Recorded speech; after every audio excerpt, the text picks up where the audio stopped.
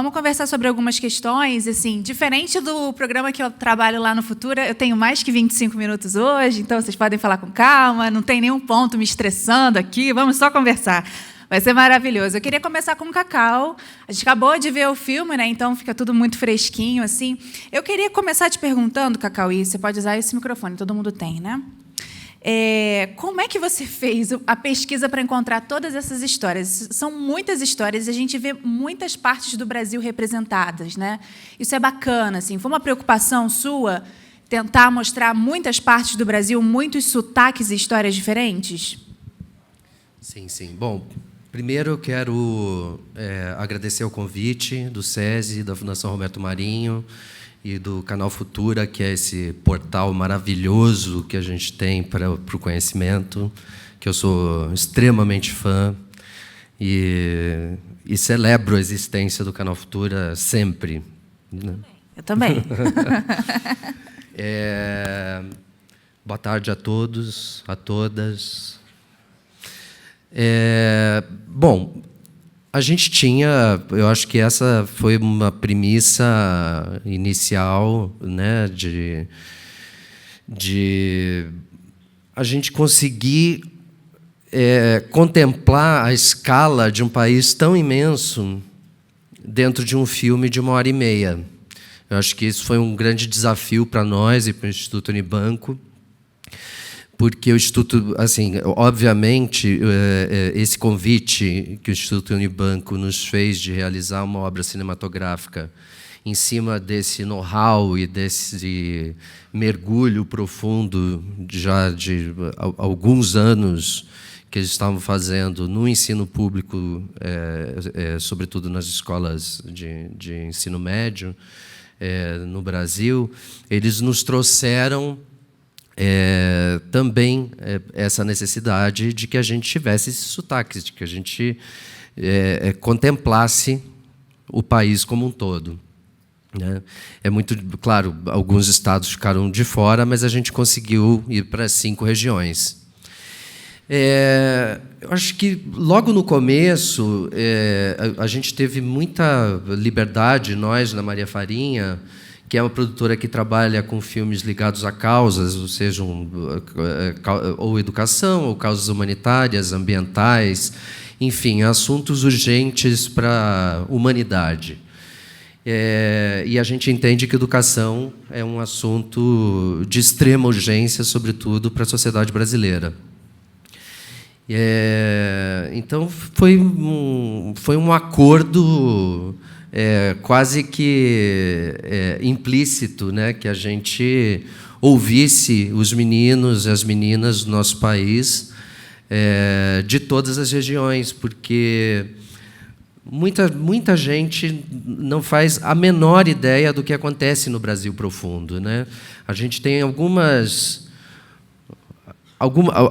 ideias que a mídia às vezes nos traz, ou que as nossas viagens nos trazem a respeito dos grandes centros, das capitais, mas a gente não faz a menor ideia do que acontece no Brasil profundo, né?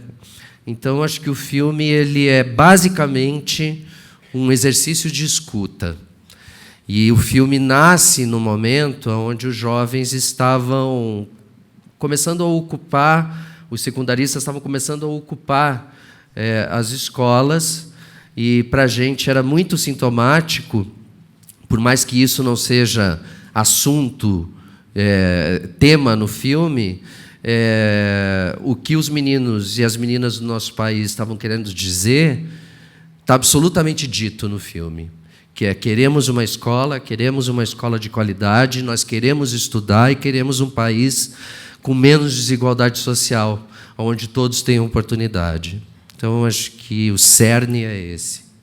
E, assim, uma coisa que chama muita atenção no filme, eu queria comentar com o Gabriel, é o seguinte: chama muita atenção como que o afeto e a escuta fazem muita diferença na vida dos educadores e, principalmente, na vida dos estudantes. Talvez a educação, né, o afeto, a escuta, sejam uma boa combinação para enfrentar esses problemas da violência? Então, boa tarde, agradecer muito o convite, essa mais uma oportunidade de estar com a Futura, SESI, enfim, Fundação Roberto Marinho. É um prazer estar aqui, Cacau, convidados, cumprimentar também. O Instituto Unibanco ele tem já um trabalho de 10 anos com o Jovem de Futuro, que é um programa de educação, né? Então, eu acho que essa experiência que a Maria Farinha trouxe, toda essa qualidade que trouxe para o cinema, enfim, o Instituto acho que colaborou um pouco nesse processo de mapeamento das escolas, de conhecer realidades, porque a gente trabalha com 6 redes estaduais do país para melhorar a educação pública. A gente tem uma vocação de melhorar a gestão para resultados da educação pública brasileira. Então, só para explicar um pouquinho, né, o porquê da motivação também de estar fazendo esse filme, de estar engajado nesse processo, mas eu acho que o que você trouxe é fundamental, né? A gente tem uma sociedade muito violenta, né? A gente acha que os jovens são violentos. Não são os jovens que são violentos, a sociedade é violenta. Os jovens sofrem muita violência desde quando nascem, né? Com ausência de oportunidades marcadas pelas desigualdades, seja de não direito a uma alimentação digna, um direito a uma casa digna, uma moradia digna, a ter pais que têm tempo para se dedicar à educação dos seus filhos. A gente às vezes fala, o problema é da família, mas quando que a família mesmo tem tempo para educar? Quando sai 5 da manhã, tem que voltar 10 da noite. Enfim, mas entrando no tema do acolhimento, do afeto, da escuta, eu acho que isso é essencial. E o problema é que às vezes a educação pública não consegue fazer isso, pelas condições que tem. São 50 alunos, é o ensino médio que a gente pegou mais aqui o recorte. Se aumenta o número de alunos por sala de aula, o professor trabalha em 2 escolas, ele tem milhões de demandas para resolver, e por vezes ele não consegue olhar para esse aluno, né? E alguns alunos vão ficando para trás. Ele começa apenas a dar aula para aqueles que se concentram, que têm capacidade, que já estão se desenvolvendo, que vão bem na prova, né? E uma porção de alunos vai ficando esquecida, vai indo para o fundo, não vai sendo ouvida. Os alunos que são marcados por desigualdades, como a questão de raça, porque quando a gente fala da questão da violência, a gente está falando sim de raça. Quando a gente fala de mortes de jovens no Brasil, 75% que morrem são jovens negros. Então, nós precisamos falar de alguns temas que são fundamentais para a gente entender o contexto da violência, né? Mesmo a violência também homofóbica, a violência contra LGBTs, que muitas vezes se calam dentro da escola. Então, esses temas, esses jovens vão ficando esquecidos. E, certamente, a possibilidade de ouvi-los, né? A gente tem algumas metodologias que a gente fala o seguinte, às vezes é uma palavra, né? É uma resposta, é um olhar que a gente dá para aquele aluno, a gente pode resgatar um processo que ele está saindo da escola, está se perdendo do processo de escolarização, né? E, às vezes, essa possibilidade da gente ouvi-los, de entender o que está acontecendo, ele é fundamental para a gente recuperar esse diálogo e conseguir fazer com que o jovem volte a se engajar num processo educativo. Então, certamente, esse cuidado, essa escuta, esse afeto, ele é essencial no processo pedagógico, mas, por vezes, a gente não tem conseguido fazer ele a contento. Professora Alessandra, assim, é impossível a gente passar aqui sem falar sobre aquela tragédia que aconteceu em Suzano, né, o tiroteio. E eu queria saber de vocês, assim, como que é esse fato, né, essa violência, que talvez seja a maior escala que a gente já sabe, né, de que seja possível ainda, né, afetou a unidade de vocês, assim?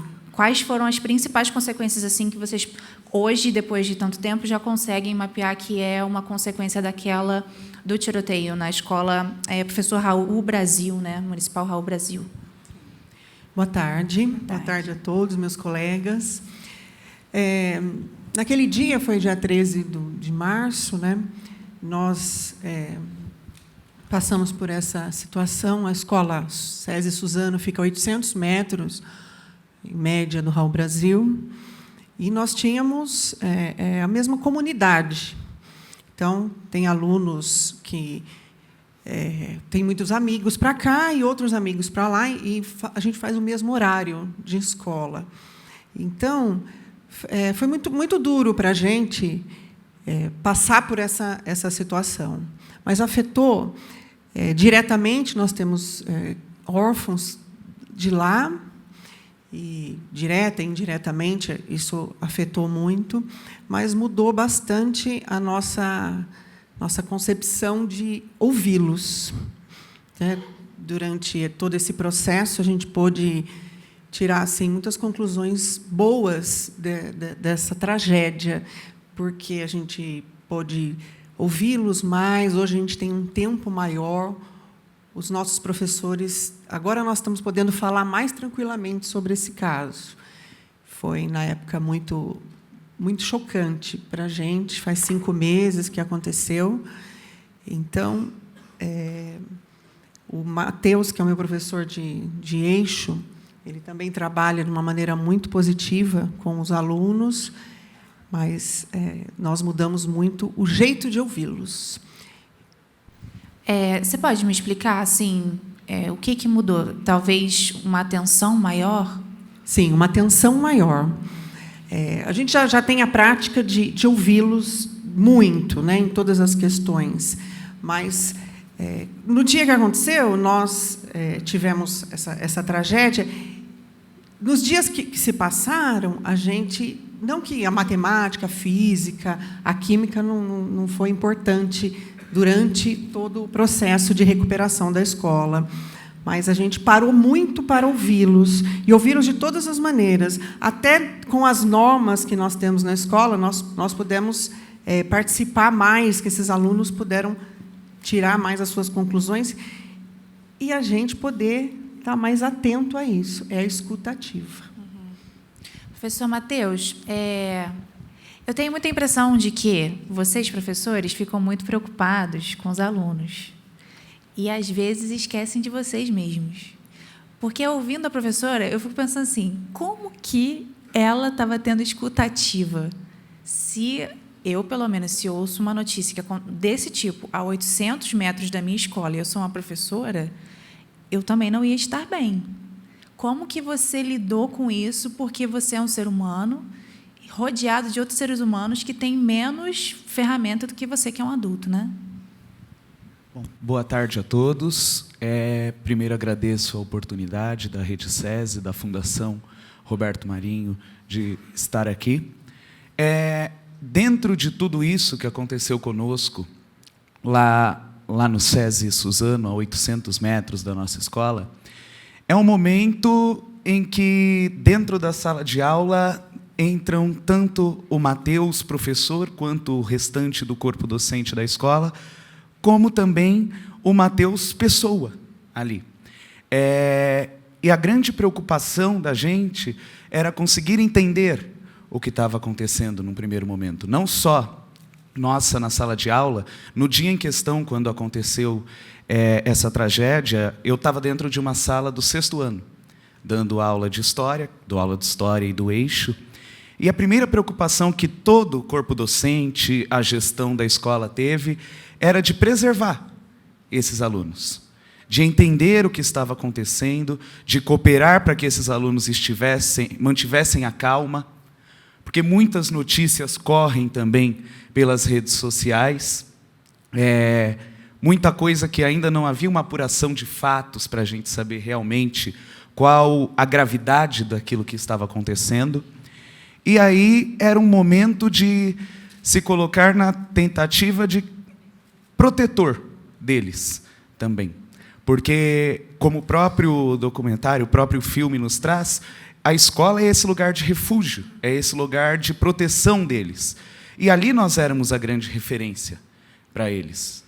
E, então, a grande preocupação primeiro era preservá-los daquilo que estava acontecendo, até nós entendermos as dimensões do que estava acontecendo, para depois gerar justamente o espaço de escuta deles, ouvir aquilo que eles estavam sentindo, aquilo que eles estavam preocupados, que eles estavam sofrendo.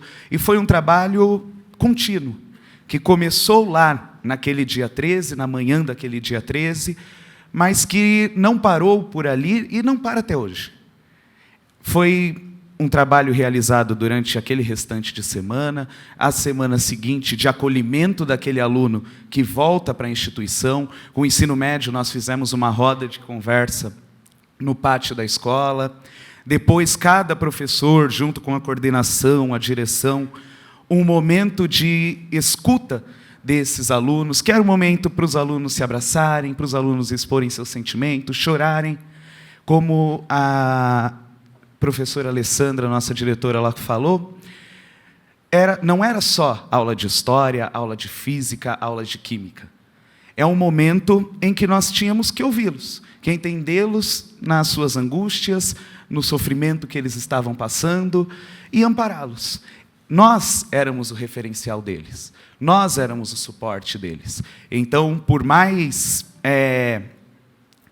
afetados que nós estivéssemos também nos nossos sentimentos, nas nossas ideias, transtornados em alguns momentos com tudo aquilo que estava acontecendo, com o horror de toda aquela situação, nós tínhamos que nos manter firmes, porque nós éramos o refúgio, o socorro.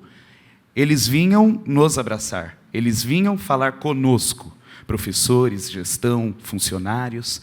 Então, apesar de todo o contexto daquele ambiente, a primeira ação era justamente de tentar mostrar-se forte, mostrar para esses alunos, para essas crianças, as nossas pequenas crianças de 16, 17 anos, maior do que nós muitas vezes, que eles tinham um porto seguro, que eles tinham alguém que pudesse ampará-los, escutá-los naquele momento de dificuldade. E, professora Alessandra, teve uma preocupação também com esse corpo docente aí, para lidar também, ajudar esses professores, porque eu acredito que é um tipo de situação que ninguém recebe preparo para lidar, né? Não. Nós tivemos muito apoio do SESI, a psicóloga foi até lá, ficou vários dias com a gente, e tivemos um trabalho intensivo com os professores, vários grupos, né, que elas fizeram os atendimentos de escuta. Nós tivemos o nosso gerente executivo, também foi até a escola para ver como estava a situação. O corpo docente ficou bem abalado, pela proximidade da escola, né? E eu passava a orientação ou até o pedido para que a nossa escola realmente fosse o ambiente seguro naquele momento para os nossos alunos e para outros alunos. E para continuar a situação que também foi grave naquele dia, no dia seguinte nós tivemos que enterrar as nossas vítimas, né? E o velório foi de frente à escola do Sérgio Suzano, que é uma arena. Então, naquele dia, a Suzano estava inteira fechada, não tinha escola aberta, não tinha nada, estava tudo fechado. E nós, como uma escola SESI, que pratica vários valores, inclusive o do acolhimento, nós deixamos a nossa escola aberta para os pais que foram até o velório, voltaram, ficaram com a gente ali, almoçaram junto com a gente.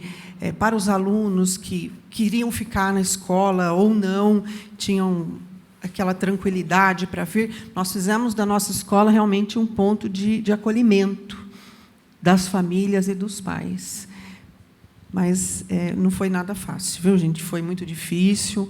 A minha coordenadora Simone está ali, a gente fica até emocionado de pensar naquela época, porque nós tivemos que ser tão fortes, mas tão fortes ali para segurar. Nós temos, a Suzano é a maior escola, nós temos 1.925 alunos matriculados em 60 turmas.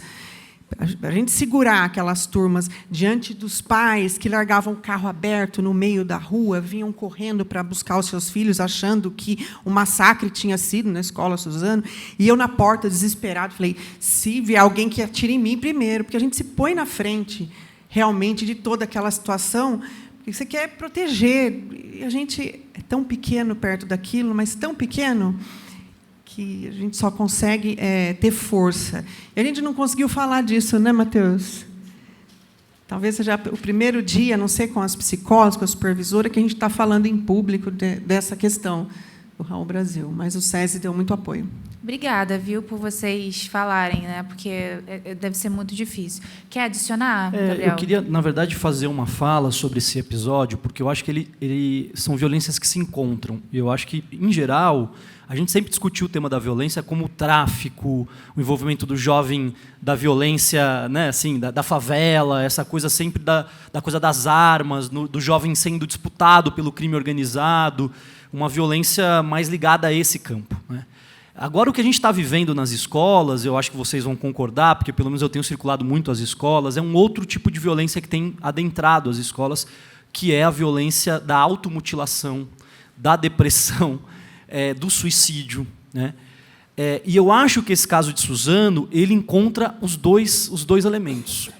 Porque, de um lado, são jovens... Veja qual a importância da escuta, porque são jovens que vão desenvolvendo uma cultura de isolamento social, de dificuldade de relacionamento, de uma certa incompletude com o mundo. Tem boas matérias falando sobre isso, inclusive são fenômenos de internet. Os jovens americanos, que são chamados de 4chan, esses jovens de Suzano participavam de grupos de internet, que são grupos chamados de 88. No Brasil, eles têm outros nomes, né? São jovens que só se relacionam pela internet, que não têm sociabilidade presencial muito forte, e que são extremamente violentos, no sentido que eles estimulam a cultura do ódio, da misoginia, do machismo. Eles são, uma coisa muito impressionante, que é estimulado, inclusive, por uma cultura que está se criando na sociedade de muito ódio, né?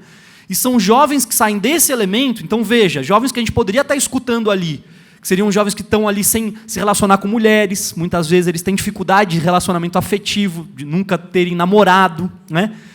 E que vão criando um ódio à sociedade e vivem só no computador. Então, este público, esse novo elemento que está presente nas escolas, da depressão, de conversas que a gente não vai fazendo, reagiu de uma outra, né, trazendo para esse outro universo que dialogava, que era o universo das armas, o universo da violência letal mesmo, do homicídio, etc. Então, estou fazendo uma analogia, porque, em geral, hoje, em muitas escolas, quer dizer, quando eu vou converso com muitas, viajo muitos estados, nós tínhamos antes esse problema, que era como a gente lidava com o moleque rebelde, que é o problemático, que é o moleque que vai evadir, que, enfim, tem um processo de escolarização de baixo engajamento, mais baixo. Esse era o problema geral das escolas há 10 anos atrás. Só que agora está vindo um outro problema. Esse não deixou de existir, esse continua existindo. Mas nós temos um outro campo de problemas que nós também precisamos encarar, que é este outro problema, que às vezes é mais silencioso. Esse jovem não mostra tanto esse desengajamento, né? Então, eu queria chamar a atenção da conexão com essas duas dimensões da violência, que são dimensões que precisam de estratégias diferenciadas, que estão bebendo de uma cultura na sociedade de muita violência, de muito ódio, de promoção do ódio, e estão se apropriando de elementos novos que são contemporâneos, que é a internet, esses novos espaços de sociabilidade. E, Cacau, eu queria até destacar, porque baseado até nessa fala do Gabriel, dá para perceber no filme que, assim, os problemas, parece que antes a gente pensava nessa violência externa, violência urbana, porque tem uma escola que está localizada próxima de favela, e aí tem tiroteio, as crianças têm que abaixar. Se proteger, os professores. Era isso realmente que muito se falava. Mas, quando a gente vê o filme, a gente vê que a violência de outras formas, tanto essa violência do crime, né, das ruas, e também a violência entre os alunos, o bullying, né, a falta de aceitação, de respeito, ela passa por todo o Brasil. A gente vê que é um problema humano, né? Foi uma surpresa para a gente, porque a gente achou que, assim, clichês não são clichês à toa, né? Eles são clichês normalmente porque eles são verdades que ficam sendo massificadas, né? Ou que a gente ouve constantemente o tempo todo por parte ou da mídia ou da nossa cultura, né, da nossa família, hoje em dia fortemente nas nossas relações virtuais, onde a gente achou que no norte e no nordeste nós encontraríamos as escolas onde nos depararíamos com problemas mais graves, com um maior número de mazelas, né? Desde o ponto de vista da infraestrutura da escola até o ponto de vista humano, né, e social. E isso foi um engano imenso. A conclusão que a gente chegou é que escola é feita por gente. Escola é uma questão da sociedade. A gente encontrou escolas com uma infraestrutura terrível, por conta de um descaso do poder público, sobretudo, mas que tinha uma força humana tão poderosa, tão potente, tão rica, onde havia tanta resistência que o conhecimento ainda se dava ali. E aonde se dá o conhecimento normalmente onde as relações humanas são mais ricas também, do ponto de vista do afeto, do ponto de vista da solidariedade, do ponto de vista da empatia.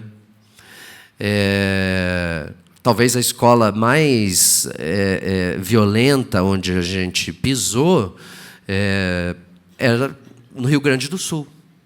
Era a escola onde a gente se sentiu mais acuado. Mesmo a gente assim, numa escola em Duque de Caxias, no dia que a gente estava filmando, teve tiroteio na frente da escola de grupos armados, de a gente ter que se esconder de balas, enfim, né?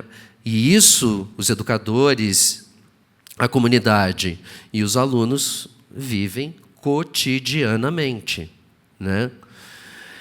Então, o que me ocorre muito é que esse clichê é absolutamente verdade.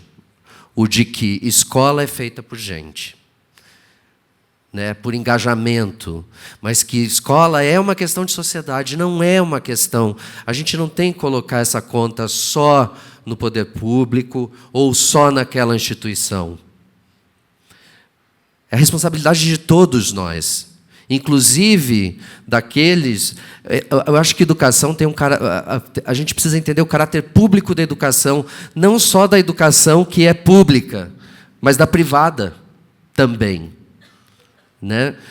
Se a gente não educa, a maioria das violências que a gente tem notícia são causadas por meninos. Então, a gente também... assim, a coisa é muito complexa. E a hora que a gente entender que existe uma complexidade muito grande, é a hora que a gente vai dar atenção real para isso. Porque como que a gente está educando os nossos meninos? Então, é uma série de questões... É bastante complexo falar de educação. Falar de educação é falar de vida, né? Falar de vida em sociedade, falar desse ecossistema todo, né? Então, a gente conversou essa primeira meia hora, né, e apontamos e ouvimos um pouco da experiência de vocês. Eu queria que a gente usasse essa segunda meia hora para apontar caminhos, né? Uma coisa que eu acho interessante, que eu sempre ouço dos educadores, quando a gente fala sobre algum problema, é que eles sempre falam assim, olha, não existe bala de prata, não existe uma solução, não existe um caminho. Então, a ideia é que a gente aponte alguns caminhos a partir dessas realidades, né? E eu queria começar com o professor Matheus, te perguntando a sua opinião, professor, assim, diante do que você viveu, que você está vivendo na unidade lá de Suzano, o que você percebe que tem dado certo, que você poderia compartilhar com os demais educadores que aqui estão, sobre lidar com essa questão dessa escuta ativa, né? Assim, como implementar isso? Porque não é assim simplesmente você sentar e escutar o menino ou a menina, né? Assim, como implementar a escuta ativa? Claro que você vem de um exemplo que é gravíssimo, né? Drástico, né? A gente está aqui falando da realidade que são de escolas que convivem com algum tipo de violência. Mas o que você poderia compartilhar com seus colegas que deu certo na sua experiência quando você quis implementar essa escuta um pouco mais ativa? Em cima dessa sua questão, eu acho que não só uma prática adotada por mim, mas uma prática conjunta, nós, corpo docente, lá do SESI de Suzano, é justamente o que é tratado no filme dessa relação horizontal com os nossos alunos. Nós não buscamos a verticalização. O professor, em momento algum, nós nos colocamos em cima do púlpito para falar com os nossos alunos. O que nós tentamos em todos os momentos, principalmente, serviu como um caminho ainda maior depois do que nós passamos na unidade. Mas, desde sempre, já a política da própria instituição é o sentido dessa escuta ativa, do protagonismo, de entender o nosso aluno, como o próprio filme trata também, não como uma juventude, mas como juventudes. Alunos que nós analisamos dentro de um contexto global, que nós buscamos entender de onde que saiu esse aluno, qual o ambiente em que ele vive, qual o anseio que ele tem.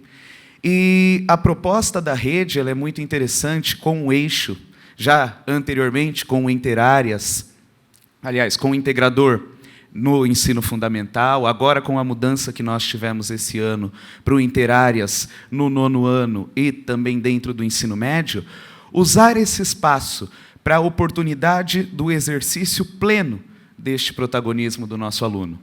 Não apenas o eixo. O eixo é um dos caminhos. Como você muito bem colocou também, não existe a bala de prata. E também não é um trabalho do dia para a noite. É um trabalho que nós vamos construindo formiguinha, um dia após o outro, exercitando, fazendo com que esse nosso aluno, ele entenda, ele veja sentido e ele se sinta entusiasmado por aquilo que ele está fazendo. Nós tentamos ouvir quais são os anseios, quais são os desejos. Nós percebemos, principalmente com o nosso ensino médio, essa relação da tempestade e trovão, um jovem que é cobrado da família, da sociedade, que ele tome uma decisão, e aí, o que você vai fazer quando acabar o ensino médio? E o que nós tentamos apresentar para os nossos alunos é essa infinita gama de caminhos para eles, que ele tem o direito de seguir por um caminho X, por um caminho Y, que ele tem o direito de seguir pelo caminho X e perceber que não é aquele caminho X, e voltar e tentar um caminho Y também, que ele consiga se descobrir, que esse protagonismo, ele evidencie e ele favoreça, não um congelamento onde esse aluno ele tem que seguir um paradigma já apresentado a ele, mas que ele consiga, através dessas relações horizontais, através desse movimento de escuta, através de entendermos essas juventudes múltiplas que nós temos dentro do ambiente de sala de aula, que ele tenha apoio, antes de qualquer coisa, para as decisões que ele for tomar, e que essas decisões não precisam ser tomadas com imediatismo. Ele pode analisar, ele pode entender, e que ele sempre vai ter a quem recorrer. Ele não está sozinho neste momento da escolha das decisões dele. E aí, a partir de todo esse contexto, proporcionado não só pelo eixo Interáreas, mas que é implementado pelo eixo e executado por todas as demais disciplinas também dentro do corpo docente, todos nós trabalharmos dessa maneira coesa de apresentar para o aluno que ele tem diversas possibilidades e que ele tem amparo, que esse aluno não está sozinho. Não é uma sociedade que busca uma resposta pronta dele e que é única e exclusivamente responsabilidade dele, mas que ele tem aquela pessoa com quem ele pode ouvir, que pode escutar o que ele tem para dizer, que ele pode desabafar, que ele pode se abrir, se expressar, e que sempre, na medida do possível, dentro de todas as possibilidades, vai tentar indicar para ele, olha, por aqui é legal, por aqui não, tenta repensar, sempre vendo não só como um aluno que tem que sair com um instrumental de conhecimentos científicos, mas o desenvolvimento humano, o desenvolvimento socioemocional desse aluno dentro da instituição. Gabriel, você acha que está no momento da nossa sociedade discutir medidas, políticas públicas para tratar essa questão desse tipo de violência? Ou então desse encontro de violências que você já percebeu, né, que está acontecendo? Eu queria aproveitar a pergunta anterior, que eu tenho super curiosidade também, alguns indicativos sobre como fazer a participação, porque eu estou trabalhando com esse tema. Então, eu no Instituto desenvolvo soluções e eu acabei de elaborar uma plataforma junto com a Ana Penido, do Instituto Inspirare, que chama a plataforma Faz Sentido. A gente desenvolveu dentro dela uma área de participação do estudante. Então, a gente sistematizou um conhecimento sobre o tema da participação. E participação não é Grêmio, gente. Grêmio é uma dimensão da participação, né? Grêmio pode ser uma das formas de você estimular mais essa ideia da representação política, de uma participação mais ativa no campo mais político do jovem, né? Mas a gente está falando da participação na sua dimensão, nas várias dimensões da escola, compreendendo um pouco um conhecimento mais recente sobre as várias formas que o jovem tem hoje atuado na sociedade. Então, os jovens da escola, por vezes, participam de coletivos do território, estão nos slams, fazem outros tipos de atividade, são empreendedores de pequenos projetos ali no território. Então, a gente sistematizou um conhecimento, quem puder depois olhar, chama fazsentido.org.br, tem lá, logo na cara do site, participação do estudante. Nós fizemos 2 grandes estudos sobre juventude, porque também, para chamar a participação, nós vamos entender quem são esses jovens hoje. Que questões esses jovens apresentam para a sociedade, o que eles pensam, o que mudou. É muito comum a gente achar que conhece juventude por ter sido jovem, mas essa geração ela mudou profundamente. Não tem mais nada a ver. Eu digo isso porque, assim, eu não me acho tão... Assim, eu fico achando que eu sou jovem, mas eu não sou mais, né? Aí, quando eu olho para trás, assim, uma geração de 10 anos a menos do que eu é uma coisa completamente diferente da minha. Se comunica de um outro jeito, fala com outra linguagem, deseja outras coisas, pensa outros projetos de futuro. Então, nós precisamos conhecer essa geração. Então, a gente deixou 2 publicações grandes sobre juventude, com bastante informação sobre a legislação, sobre as políticas e tal. Então, vale a pena dar uma olhada, porque a gente vai falar de linguagem, de como fazer roda de conversa, de como sistematizar, como dar feedback, que retornos eu preciso dar. Porque chamar para uma conversa, a gente tem que ter consequência. Não adianta você fazer roda de conversa. Você tem que encaminhar ações. Se aquele menino não está bem, você precisa criar algum professor para encostar e estar sempre ali conversando com esse menino. Se tem uma demanda que foi apresentada à escola, a escola precisa mostrar que essas mudanças foram feitas. Senão gera uma frustração tremenda você criar um processo de participação.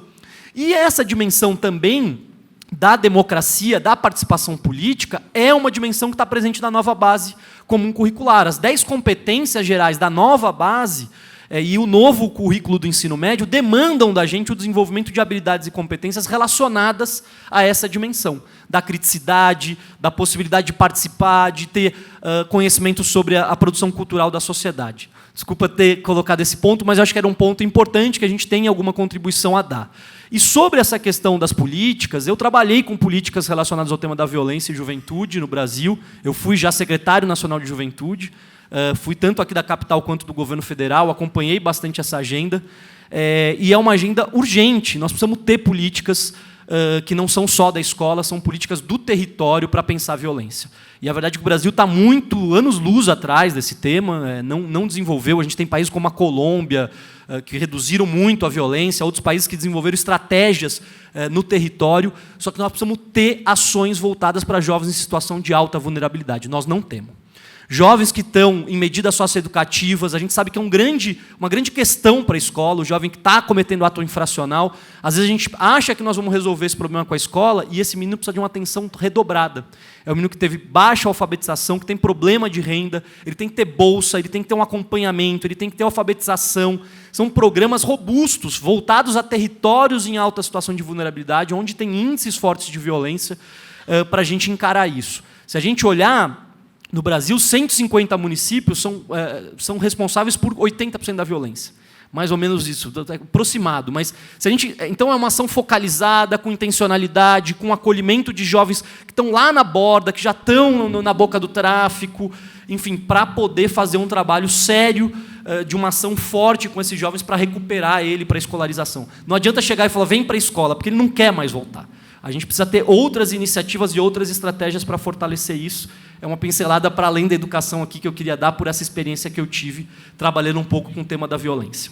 E, Alessandro, o que você compartilharia enquanto gestora, né, diretora de uma unidade escolar, de ações que possam levar a essa cultura de paz mesmo, né? Sim. Somando ao que o Matheus já falou, eu acho que o trabalho com esse senso de pertencimento é muito forte. Nós vimos ali no filme um rapazinho dizendo que a escola não é de ninguém, a escola é do Estado, do governante, né? Ele falou alguma coisa parecida assim. Na verdade, a escola é do aluno. Se não tivesse o aluno, não precisaria ter a escola. Então, esse senso de pertencimento ele é uma grande chave ali para o nosso trabalho. E é isso que está dando muito certo, né? Se desenvolve esse senso de pertencimento? Sim, a gente tem várias ferramentas aí que os professores estão trabalhando. Nós temos o eixo, né, Matheus, que contribui muito para isso. A escuta para o que eles querem fazer, pelo que o Matheus já tinha nos contado, né? É você escutar o jovem de uma maneira não só para a gente tirar o que é ruim, tanto é até um pedaço ali, tirar só incentivar, dar ênfase ao que é ruim. ele tem vezes que está nos falando alguma coisa que nós temos que contornar e deixar num plano onde aquilo é satisfatório para a vida dele. E usando todas essas coisas, acho que a gente consegue. Nós temos um trabalho muito intenso lá no SESI Suzano, que é esse trabalho de pertencimento junto com a escuta do aluno. Uhum. Hoje, o aluno ele tem liberdade total para bater na nossa porta, né, Matheus? E falar de qualquer assunto que ele queira falar, queira dialogar, queira mudar na escola. Nós tivemos muitas normas, muitas regras que foram alteradas devido a essa nossa prática, essa nossa ferramenta de escuta. Tá ótimo. Cacau. E reconhecer uma palavra, é reconhecer a singularidade e a diversidade dos jovens. Ele precisa ser reconhecido enquanto jovem negro, ele precisa ser reconhecido na sua sexualidade, ele precisa ser respeitado nos seus valores, ele precisa ser acolhido de verdade. Se a gente não reconhecer esta diversidade que está presente na sociedade brasileira e esse aluno se sentir parte do processo da escola, ele vai certamente se sentir excluído. Então, passa por a gente também entender quem são esses jovens, que demandas e sonhos eles têm, e falar, não, você aqui cabe nessa escola, que ela precisa ser muito mais inclusiva do que ela foi há 30 anos atrás. Desculpa, Cacau. Não, era justamente esse aspecto que eu queria levantar com você, porque chama muita atenção a gente ver a diversidade do filme, e a gente vê, inclusive, alunos trans, né? E isso é uma grande questão, algo que parte da sociedade está discutindo, né? Como que você, a partir dos exemplos que você colheu e pôde conhecer, o que você percebeu quando o assunto era diversidade? Sim, isso foi algo que surgiu quando vocês foram fazendo a pesquisa e foram conhecendo as escolas, ou era algo que vocês buscaram para mostrar e dar realmente a câmera, né, o vídeo para essa diversidade?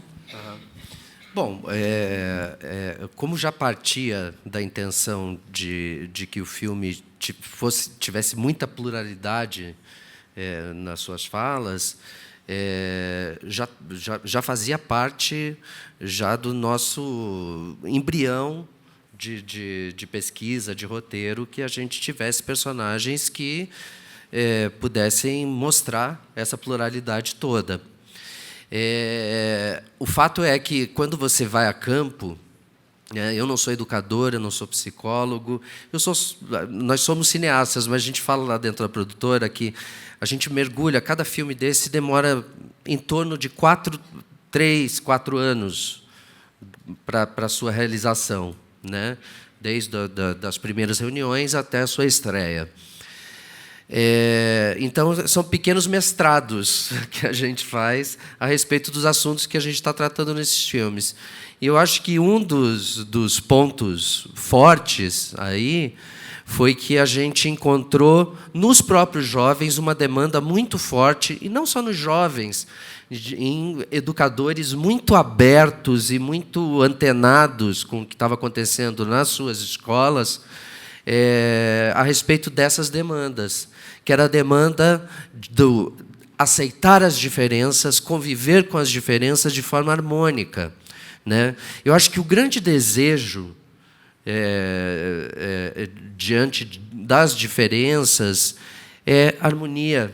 O que a gente sentiu muito era: não aguentamos mais bullying, não aguentamos mais... É uma geração que está entregando essa carta aberta, né? Entregando essa carta de direitos, né? Se a educação é um direito, que ela aconteça de forma ampla dentro da escola, incluindo a todos, né? Eu acho que o que os meninos dizem durante o filme todo é isso. Era inevitável que a gente tivesse, porque o mundo é composto disso, né? De homens, de mulheres e de todos os gêneros que existem, que vierem a surgir, né? Enfim, eu acho que respondi a sua pergunta. Eu sou um pouco prolixo às vezes. Não tem problema, não. Aqui pode falar, a gente tem uma hora. Gabriel, ainda aprofundando a sua questão, né, que você levantou agora, quando a gente fala sobre diversidade, você acredita que a gente, de alguma maneira, precisa dar passos, aí os adultos precisam dar passos justamente para abraçarem essa diversidade? E aí é muito importante quando você fala sobre a questão racial, porque é isso mesmo, né? A gente vê a maioria do Brasil nas situações menos favorecidas, né, com menos oportunidades. De que forma você acha que a gente tem que formar os nossos educadores para que enxerguem isso, né? Que não achem, não normalizem isso? Eu acho que esse é um tema fundamental. Ontem, inclusive, o Instituto ajudou a Folha de São Paulo a fazer uma matéria sobre a questão do racismo no Brasil, sobre a questão da educação. São vários elementos, a gente falou de violência, mas 4 em cada 10 jovens negros não concluem ensino médio no Brasil, né? Eles saem da escola antes de terminar os estudos. E o ensino médio, gente, hoje, para você ser gari em São Paulo, você precisa ter ensino médio. É disso que nós estamos falando. Então, um menino que não termina o ensino médio, ele tem toda a sua trajetória marcada pela exclusão, pela pobreza, pela falta de trabalho.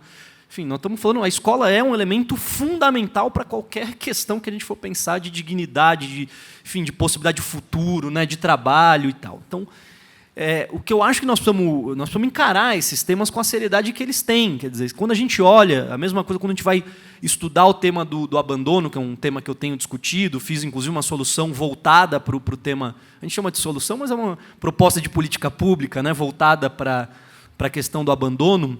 A gente vai olhar o perfil desse jovem. Quem é o perfil que abandona? É o jovem negro do ensino noturno, que está com um atraso escolar, ele já vem carregando um atraso escolar desde o fundamental, então ele está com 19 a 21 anos. Né? Esse é o público, e também tem um crescimento bastante significativo do jovem rural, né? Porque a gente fala de São Paulo, mas se a gente olhar o Brasil, estados que são praticamente todos rurais, municípios de 10 mil habitantes que vivem da dinâmica rural. Né? Então, só para dizer um pouco sobre isso, né? Como isso vai constituindo o processo de desigualdades estruturais que precisam ser encarados. Mas apesar, então estou falando aqui muito do racismo, mas apesar do tema do racismo, quando a gente fala das meninas, as meninas estudam mais, estão concluindo mais, estão acessando mais a universidade. O problema é o seguinte, quando elas acessam a universidade, elas vão acessar cursos que são cursos de menos reconhecimento social e de menos remuneração. Então as mulheres estão nos cursos de saúde e pedagogia, cursos de humanas, professores, né? Enquanto os homens estão indo para o quê? Medicina, direito, engenharia. Né? Então, apesar das meninas estarem conseguindo ter mais uma permanência na escola, estão tendo melhores rendimentos na escola, quem é professor sabe disso na sala de aula, né? Nós não estamos conseguindo mudar ainda o papel social da mulher. Nós não estamos conseguindo transformar ainda essa relação. Então, estou falando, assim, tem muitos desafios ainda do ponto de vista do gênero, né? E quando falamos da questão dos LGBTs, como são chamados, esse é uma das grandes questões da escola. Porque quando aparece um jovem trans na escola, é um problema. Um problema porque, se ele quer usar o banheiro, tem um problema com os outros. Você vai criar um ambiente, né? Uma mulher trans que quer usar o banheiro feminino. Isso cria um problema para a escola, porque aí, se a escola autoriza, os pais reagem, aí você tem que dialogar com os pais. Então, quando a comunidade aceita... Então, eu estou dizendo de problemas contemporâneos complexos. Né? E, Gabriel, até desculpa te interromper, é sempre bom lembrar que a gente ouviu hoje de manhã, né, na palestra da Ana Navarro, falando que 44% dos estudantes meninos não gostariam de ter um colega LGBT. E 14,9% das estudantes meninas também não gostariam. Então, a gente está falando aí de uma desconstrução, inclusive entre os nossos alunos, né? Entre os nossos alunos que fazem isso. E, antes da gente continuar, eu queria dizer que, se alguém tiver alguma pergunta, prepara aí a perguntinha para fazer rapidamente e levanta a mão, que a gente vai dar um jeitinho de fazer, que agora, nessa parte final, a gente vai abrir para umas 2 ou 3 perguntas, tá? Se houver. Mas, para concluir, o que eu tendo a achar, embora tenha, obviamente, preconceito entre os jovens, porque eles também são meio que eles reproduzem a sociedade. Né? Os jovens não são, eles são filhos de alguém, eles estão dentro de uma sociedade. E, obviamente, eles mergulham nos preconceitos, nos problemas, nos valores. Né? Mas o que eu tenho sentido, e inclusive convivi com jovens das ocupações, eu vivi um pouco com eles, conheço muitos deles, né? Que essa geração tem trazido muita novidade para a gente. E eles têm trazido de uma forma muito mais humana, muito mais solidária. Eu vi meninos das ocupações onde os homens limpavam os banheiros das ocupações. Os meninos, os estudantes homens. As meninas lideravam. Eles tinham uma outra relação do trabalho, por exemplo, intelectual com o trabalho físico, prático, braçal. eles queriam ter mais integração nesse sentido, né? Um é o intelectual, o outro é o que vai lá e faxina, né? Eles combinam melhor isso, eles trazem novos valores para a gente, né? Então, eu acho que o que nós estamos vivendo, dessa crise civilizatória, que para mim é uma crise civilizatória profunda que nós estamos vivendo, de uma sociedade fundamentada no ódio, no preconceito, etc., me parece que as novas gerações têm trazido outros valores. Eu tenho apostado muito mais nesses jovens como jovens que vão refundar os valores da humanidade e que a gente pode apostar que eles podem transformar muito a gente que está aí um pouco mais velho que eles. A gente tem alguma pergunta da plateia? Então, temos 3. Foi, né? Vamos começar. Quem começa? Aqui, ó, o microfone está com a nossa colega. Se apresenta para a gente. Fica de pé para a gente ver a sua beleza toda. Alô? Olha quem fala. Muito obrigada, querida. Você tira uma foto comigo? Com certeza. Tá. Eu sou Juliana, professora de Biologia do SESI de Guararapes. Posso sentar agora? Muito obrigada por esse momento. O filme comoveu a todos, né? Que o filme é muito forte, especialmente para educadores, né? Muito forte mesmo. E a minha primeira pergunta para o Cacau. Então, eu posso fazer 3, mas ele responde rapidinho. Você entendeu que Não, ela já te dirigiu, né? É uma síntese. Eu queria saber de onde surgiu esse tema. Se você não é educador, se você não é psicólogo, né? Da onde o que leva, né, um cineasta a definir um foco, um tema, como ele apareceu para você na sua vida. E também não sei o que significa argumento de um filme. E você está aqui, então eu quero perguntar para você o que é um argumento de um filme, que eu vi que você é responsável, né, com outras pessoas pelo argumento do filme. E também como que você fica depois que termina de dirigir um filme desses, assim, como esse filme te transforma. Ok, vamos lá para o exercício de ser sintético. Bom, o filme surge de um convite, né? Um convite que o Instituto Unibanco fez a Maria Farinha, na minha pessoa como diretor, né? Filmes são feitos por uma equipe gigantesca, é só a gente ver ali, né, os créditos finais, é muita gente envolvida para conseguir tornar isso realidade. Mas que foi um convite maravilhoso, porque foi um convite para que nós fizéssemos uma obra absolutamente autoral em cima de um universo do qual o Instituto Unibanco vinha trabalhando há bastante tempo, que era ensino médio nas escolas públicas. Este era o convite, e este era o desafio, né? Como eu falei antes, a nossa produtora está absolutamente conectada com temas que são urgentes para a humanidade, né? Meio ambiente, educação, questões humanitárias, né? Somos alguns diretores, mas os diretores principais da produtora, Stella Renner e eu já tinha feito um filme que passava um pouquinho pela educação, que chama Tarja Branca. Então, para mim, sempre foi um assunto muito rico, e as preocupações que a gente sempre teve em relação à sociedade eram justamente essas, né? De entender que a gente, como sociedade brasileira, sobretudo, precisa querer ser uma sociedade de conhecimento. A mãe, o pai e os avós de todos os problemas que nós temos é de não querer ser uma sociedade de conhecimento de fato. E agora, nos últimos dias, a gente está vendo isso mais fortemente, né? Que fique claro isso. Então, é um assunto que sempre foi muito caro para nós, né? Que educação fosse colocada, o assunto fosse colocado em pauta na mesa do jantar. Isso tanto por parte nossa quanto do Instituto Unibanco. Essa sempre foi uma conversa muito, muito forte. Vamos colocar esse assunto na roda de amigos, na mesa do bar, na mesa de jantar, na conversa de família, né? Que educação faça parte, tanto quanto outros assuntos fazem parte, né, do nosso cotidiano. Argumento de um filme. O argumento de um filme, eu diria que é uma estruturação de uma ideia inicial. Não é o roteiro propriamente dito, mas o que seria o tema a ser tratado e como ele seria abordado. Qual a maneira que ele seria abordado. Eu lembrei de duas das perguntas. A outra, lembrei. Para mim, sempre foi muito... eu venho da ficção. Há pouco tempo eu faço documentários.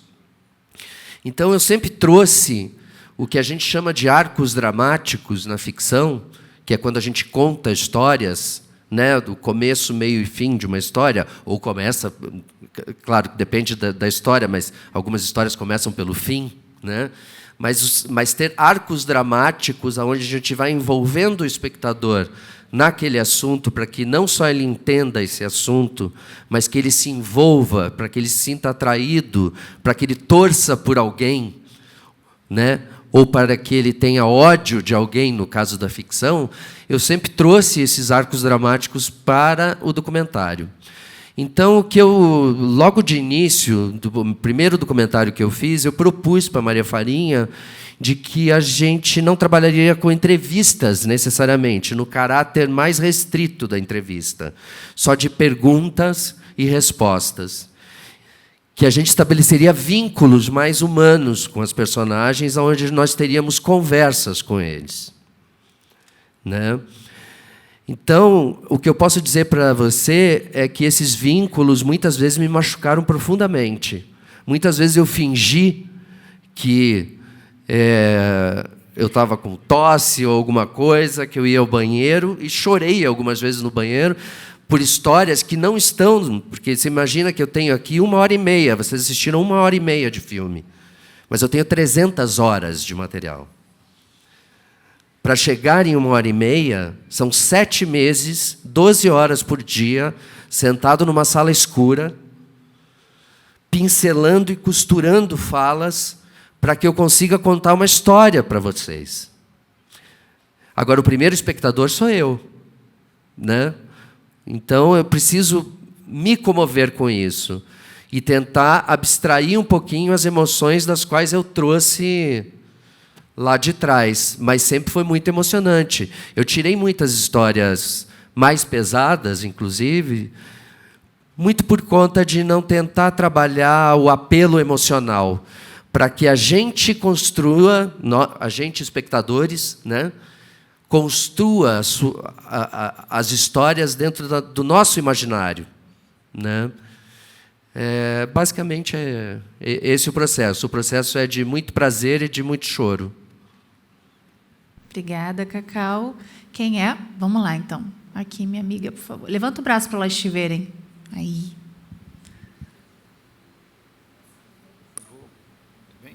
Bom, boa tarde a todos. Boa tarde. Preciso levantar, não, né? Sim. Que pergunta. Tudo bem. Boa tarde. Boa tarde. Sou o Vandré, professor de filosofia do Césio 166, de história também. E a minha pergunta... Vou sentar agora também, né? Porque ninguém merece ficar me vendo assim sempre, né? Mas a minha pergunta, na verdade, é uma colocação e uma tristeza, né? Eu vou direcionar ao Medina, mas os convidados fiquem à vontade, se quiserem comentar. A escola é sempre um micro-universo do macro-universo, que é a sociedade. Ela representa esse macro-universo. Às vezes regionalmente, mas muito nacionalmente. E as violências que lá se encontram, os preconceitos, enfim, representam o Brasil, ou os vários Brasis que existem. Ultimamente, nós temos um substrato um pouquinho maior de violência, que é o nosso discurso oficial. Nós temos um presidente que foi eleito por um discurso de ódio, através de um discurso de ódio.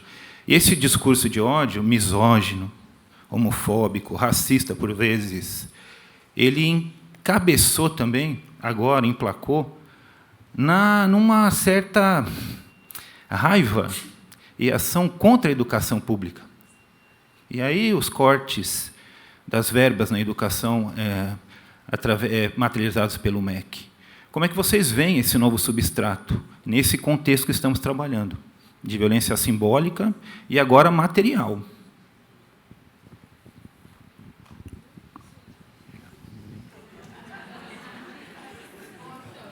Vamos lá, né? Questão fácil.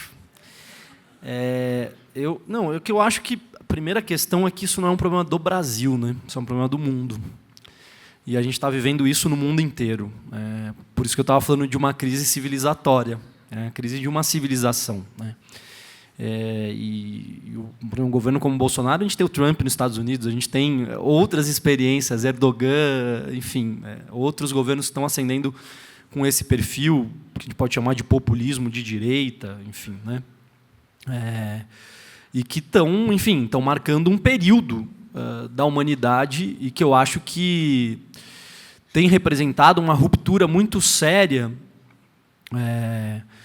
do mercado, enfim, do capital, vamos dizer assim, com a democracia. E isso é uma coisa nova, né? Porque se a gente for olhar na história do mundo, a gente teve as experiências sociais democratas, a gente estava falando disso.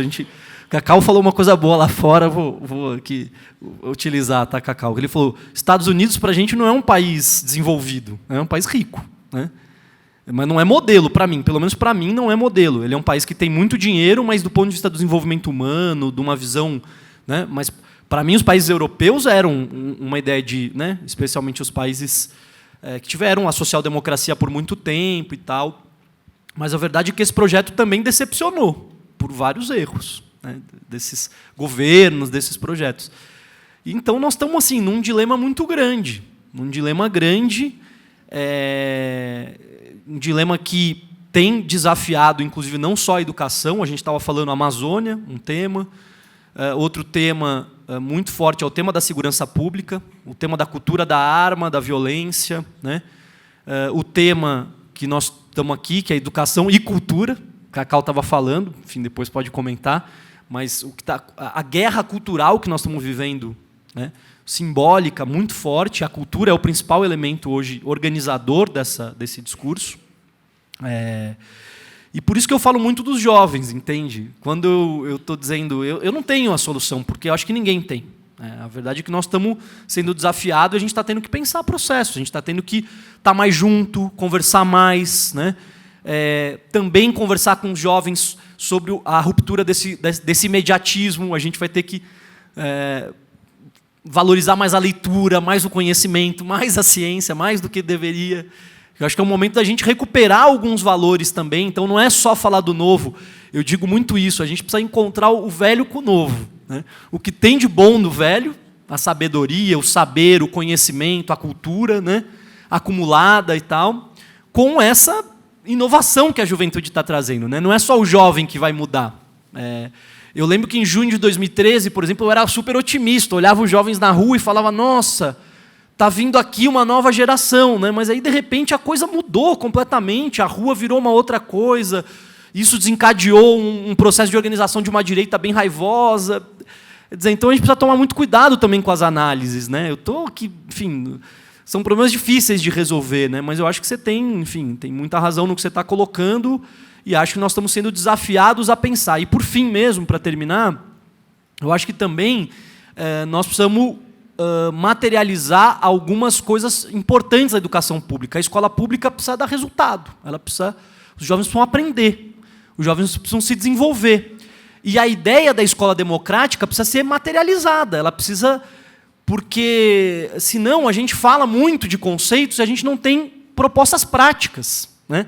Eu acho que um pouco você está trazendo para a gente, como é que faz, né? Vocês estão falando aí, como é que faz para dialogar, né? Porque às vezes a gente fala de um conceito de escola democrática e a gente é muito vago, né? Na ação afirmativa. Então, as nossas escolas, e eu sei que o SESI tem bons resultados, enfim, tem bons professores, uma rede bem estruturada, né? Então, nós precisamos mostrar que outras, né, as metodologias do diálogo, as metodologias da inclusão, do respeito à diversidade, da pluralidade, podem sim também dar bons resultados educacionais.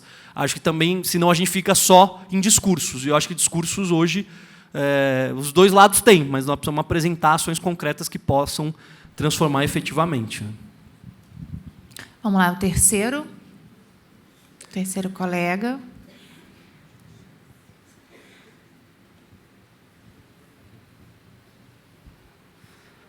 Boa tarde. Boa tarde. Primeiro, eu queria cumprimentar o Cacau. Eu pensei muito no Goethe durante o filme. Eu queria parar todo esse instante aqui que eu vivi com todo mundo aqui, vendo esse filme. Depois, cumprimentar cada um de vocês aqui. Eu queria trazer uma coisa, uma ação que eu fiz esse ano. Eu coloquei uma meta esse ano em sala de aula. Eu sou Elvis, sim, esqueci de falar, sou de Mogi das Cruzes. Eu sempre tratei como prática trabalhar a diferença entre simpatia e empatia em sala de aula. E eu tento ser muito mais empático do que simpático. E esse ano eu experimentei, em alguns momentos do ano, colocar a cadeira na frente ali, sentar na cadeira e tentar dar aula sentado no mesmo patamar de horizonte dos meninos e meninas. Professor, desculpa, você dá aula de quê? De filosofia e sociologia. Ok. E tem dado muito certo isso, porque o falar de pé parece um elemento bastante estranho, mas não sei se algum colega já experimentou fazer isso. Quando a gente faz a roda, já é assim, mas às vezes no mesmo formato eu mudar a cadeira, eu tirar de trás da mesa e trazer para cá, virou um elemento extremamente interessante nas escolas. Eu queria partilhar e desafiar os colegas a fazerem isso de vez em quando. Para tudo, faz como o Goethe, para o instante que passa e de repente, constrói o diálogo. Porque a minha posição corporal também diz muito se eu estou disposto a conversar ou não. A gente acha que é só ouvir, mas é como a gente faz para ouvir.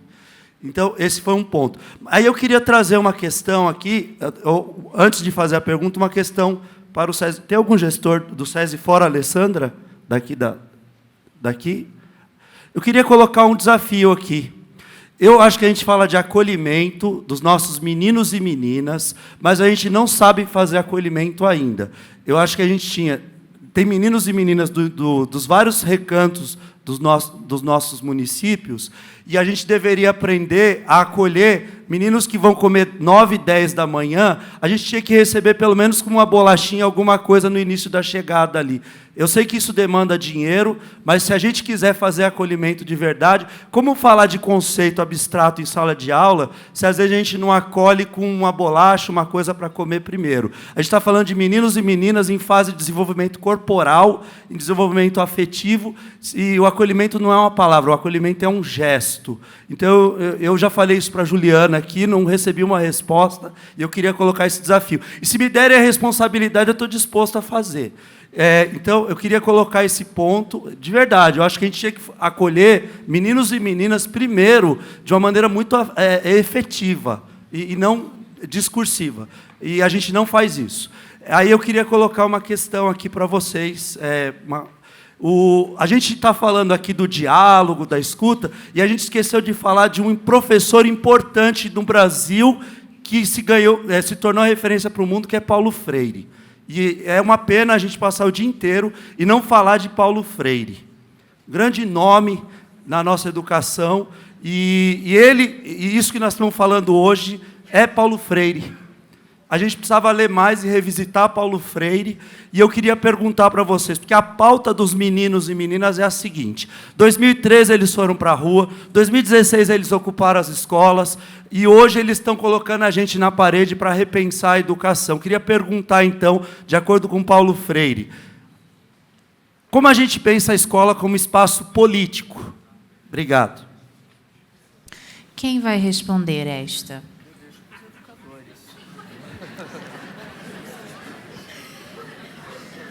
Eu quero só uma palavrinha antes dos educadores falarem, porque eu acho que cabe mais a educadores do que a um cineasta falar sobre isso. É uma palavrinha que é um serviço. Eu dirigi uma série que chama Corações e Mentes, Escolas que Transformam. É uma série que tem 4 episódios, onde eu viajei o Brasil também. Cada episódio são 3 escolas absolutamente distintas uma das outras, Tem escola que é pública, tem escola que é privada, tem escola que é comunitária, tem escola que é um híbrido, onde quem tem paga, quem não tem não paga, e de linhas pedagógicas completamente diversas. Muitas escolas não têm uma linha pedagógica definida. São escolas que se inspiraram no Paulo Freire, são escolas que se inspiraram no Piaget, são escolas que se inspiraram em outros grandes pedagogos da história e pensadores da educação. Essa série está disponível gratuitamente numa plataforma que chama videocamp.com, onde existem outros filmes. Essa é uma plataforma que reúne e distribui gratuitamente filmes ligados a questões também importantes para a humanidade. Então, como você falou de acolhimento e de práticas, essas escolas, essa série mostra inúmeras práticas. E o próprio filme mostra também inúmeras, e o Nunca Me Sonharam também mostra inúmeras práticas na escola pública. Práticas como a que você citou, por exemplo, da bolachinha, na escola de Duque de Caxias, onde eles começaram a servir um simples café da manhã para que os alunos pudessem ter energia para conseguir assistir às aulas, enfim. Eu acho que basta a gente buscar. Eu acho que o importante do cinema, do audiovisual, conectado à educação, é que, além de ele ser uma ferramenta fantástica dentro de sala de aula, né, tanto ficção quanto documentário, eu não estou falando de filmes relacionados à educação, mas como uma ferramenta pedagógica, né? Mas os que tratam de educação, eles são exemplos, eles tratam de exemplos muito interessantes que a gente pode se inspirar. Eu acho que é isso. Essa conversa que você falou, o audiovisual ajuda que essa conversa se dê de uma forma absolutamente ampla, porque a gente pode estar assistindo esse filme aqui e vendo experiências incríveis nas escolas públicas, algumas incríveis, em lugares que têm situações adversas, onde é quase impossível se fazer educação. E esse mesmo filme pode estar sendo assistido no mesmo momento no interior do Amapá. Então é interessante a gente repensar que cultura e educação são irmãs siamesas, neste caso, na troca de experiências. Então vou deixar para os educadores responderem. Deixa eu falar um pouquinho. Elvis, conheço seu trabalho. Admiro muito seu trabalho.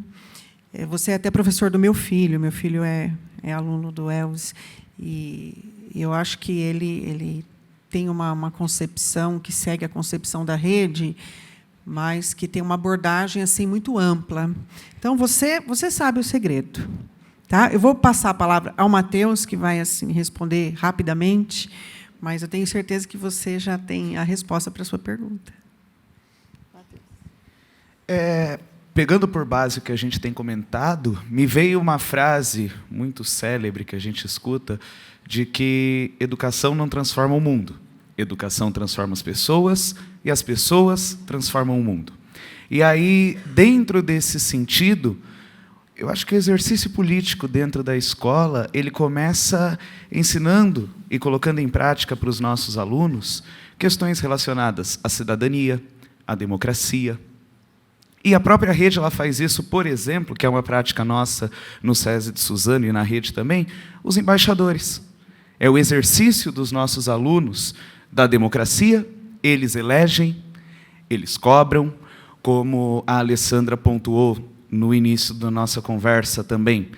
É uma escola que escuta, uma escola que está aberta a ouvir as opiniões dos alunos, os pedidos, a debater, olha, isso aqui dá para ser feito, isso aqui não. Então, tentando sintetizar bem rapidamente, para discutirmos política, é um processo que começa no micro. nós analisarmos o que dá para ser feito dentro da nossa instituição e o que nós já fazemos dentro da nossa instituição, exercitando esses conceitos de cidadania, de democracia, para que ali dentro, ele sabendo debater dentro do espaço, ele sabendo respeitar o espaço do outro, ele tendo a ação da empatia dentro do ambiente escolar, aí sim a gente consiga levar isso para o macro, levar isso para o externo, certo? Que é um ambiente primário, onde o nosso aluno está, é a escola. Então, ali a base, através dessas ações e muitas outras que nós já realizamos, que a gente começa a discernir o nosso aluno para que depois ele consiga dar prosseguimento nesse processo numa matriz mais ampla que a sociedade de um modo geral.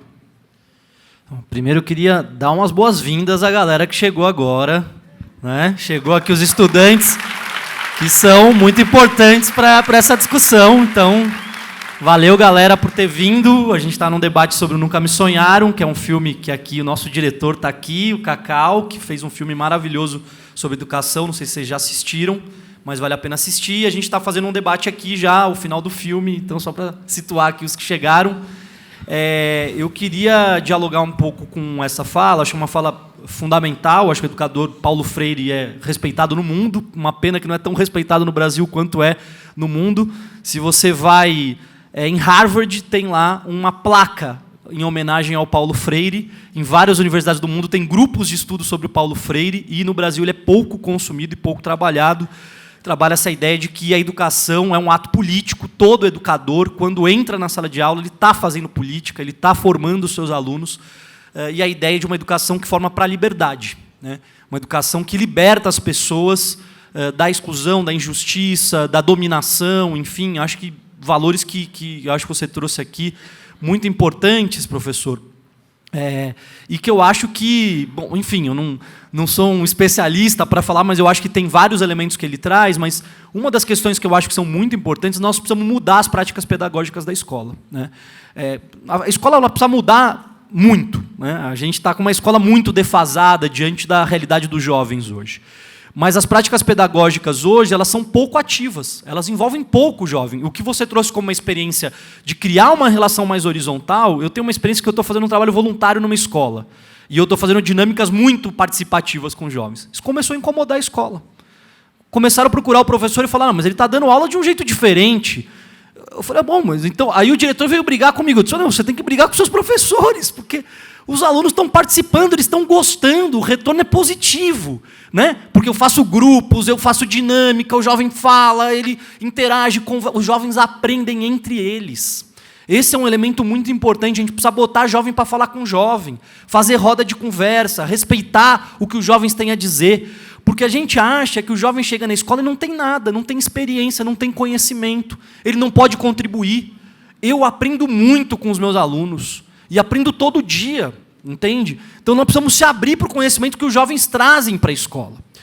Eu estou falando de um dos elementos, mas eu acho que são elementos estruturantes de um processo pedagógico que precisam ser encarnados, porque essas diferenças que os jovens estão trazendo, esses pensamentos, esses conhecimentos, essas realidades vividas, tão difíceis também, muitas vezes, de desigualdades, de opressões, de sofrimentos que a gente falou aqui, precisam ser incorporadas na prática de qualquer professor, na prática da escola. Então, queria falar disso. Acho que a gente precisa de relações mais horizontais, de práticas pedagógicas mais ativas, de novos métodos de avaliação, porque as avaliações que a gente faz, elas criam uma cultura punitivista, uma cultura de pouco diálogo, e avaliam muito pouco. Quando a gente olha o IDEB, e eu sei que preciso encerrar, prometo encerrar aqui, o IDEB mede português, matemática e fluxo.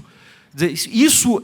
Será que dá conta de avaliar o desenvolvimento pleno, integral, humano dessa geração? Então a gente precisa olhar outras dimensões da vida, como a cidadania, as ciências, outros campos do saber, para a gente pensar no desenvolvimento pleno. O desenvolvimento pleno é muito mais do que só algumas disciplinas. Eu acho que a gente pode avançar muito, especialmente com essa geração que está aí. Obrigado.